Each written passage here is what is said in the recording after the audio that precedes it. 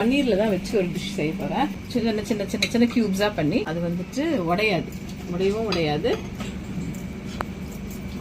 Salt fry பண்றதுக்கு கொஞ்சமா salt, கொஞ்சம் வந்துட்டு மிளகாத்தூள், ஸ்லைட்டா மஞ்சள் தூள், அப்புறமா கொஞ்சம் இஞ்சி பூண்டு பேஸ்ட். இது கொஞ்சம் அப்படியே பரட்டி விட்டுருங்க. மினிட்ஸ் வந்து மேரினேட் ஆகட்டும். நல்லா இந்த பன்னீரை வந்து அதில் போட்டு சும்மா ஒரு ஃப்ரை ஸ்லோவில் வச்சு தான் நீங்கள் பண்ணணும். ஏன்னா இதில் மசாலா இருக்க தொட்டு தீஞ்சிடக்கூடாது.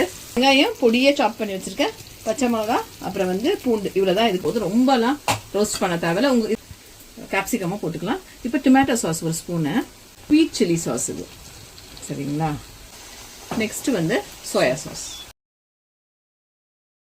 இருக்கும். இந்த மாதிரி ஆயிரும். நெக்ஸ்ட் இந்த பன்னீர் இதில் போட்டுக்கலாம். அது இது மாதிரி பண்ணிட்டு சப்பாத்திக்கு வச்சு சாப்பிட்டீங்கன்னா ரொம்ப நல்லா இருக்கும். அவ்வளோதான்.